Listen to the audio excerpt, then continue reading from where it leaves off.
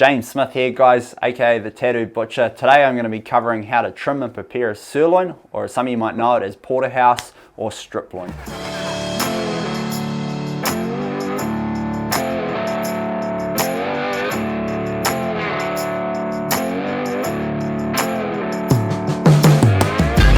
So today I'm using a nice piece of New Zealand grass-fed beef. The difference between grass-fed and grain-fed is grass-fed is slightly leaner through the muscle. With grain-fed you get a nice intramuscular fat through the inside of it, but they both have a totally different taste. When you're looking for a sirloin as well, guys, just make sure that you're getting a nice well cover of fat through it. You don't want anything too fat. I always say kind of 15 to 20 mils is perfect. You don't want to go much thicker than that. So first things first, when we're trimming our sirloin, we want to take out this bit of rubbery fat through the inside. It's about 1 inch thick and runs down the front of your sirloin. If you have a nice piece of sirloin there, you can see down the front, that's your front end of it, and that's your tail end of it, okay? The sirloin comes from the backbone. It is one of your back steaks, as you'd say, from the hindquarter, so it is a very nice tender cut. It's an unused muscle. So yeah, so first things first, like I was saying, I'm going to trim this little bit of rubbery fat out, okay? It's about 1 inch thick here. To get that bit out there, I point my knife through the side. I only want to go about 1 inch, and then I want to run my knife all the way through, okay? So when I'm running it through, I want to point the blade up. If I point the blade down, I'm going to start cutting into that meat. So to do that, I just need to keep the blade up, okay, like such. And then I've taken one side out. So it's easier if you start in the middle like I just did there, because then you can clear one side and then you can move your way through the other side, okay? So again, pointing the knife up, okay, and just slowly, no rush to it. Okay, cool. And there we've taken out that nice bit of rubbery stuff there that we don't really want to be eating because it is quite chewy. Okay, so being a butcher, I always like to trim everything off, so I'm going to trim that little bit of meat off. To do that, all I do is run my knife down as such and kind of pull that out as well. Okay,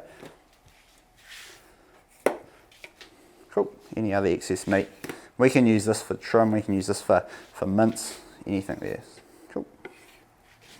So I won't be too fussy on that today. Keep that to one side. So once you've trimmed that off, there's not much to a sirloin, it's pretty straightforward and pretty easy. Okay, so once we've done that, we just want to check that we have a nice consistent layer of fat.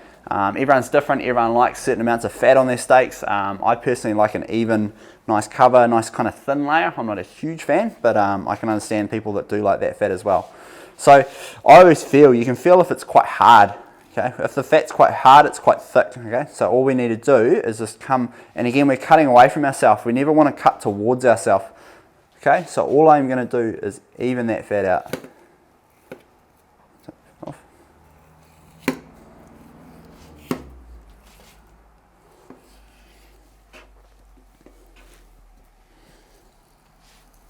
Again, it helps having a nice, so the knife I'm using today is a 10-inch steak knife. It helps having a longer knife for these kind of things. Smaller knives can be a little bit fiddly. Let's trim that off even. Cool. That's pretty good. This is a really nice piece of sirloin, so we don't need to trim too much off it. Don't over trim. Don't get too fussy with it. At the end of the day, it's probably going to taste pretty good anyway. Now last thing is, this is optional, you can take what's called the chain off, okay? The chain, if we flip our bit of sirloin upside down, is this piece of meat that runs down the side here. Some people personally like it. I personally like to take it off. It is slightly chewier than the sirloin, so I like to have a nice even cut sirloin that is tender all the way through. Again, some people like this. This is part of the meat that binds the muscle to the bone. Okay, so as we're boning a body of beef down the backbone, we like to take this bit and leave it on. Okay, it's optional. Again, some shops leave it on, some shops take it off. Today I'll show you how to take it off. So take it off, you can already kind of see as I pull it there, it's kind of coming off anyway. So you can kind of see trimming and slicing or anything like that, a lot of the stuff is just connective tissue. So as soon as you start to pull things away, you start to see where you're working.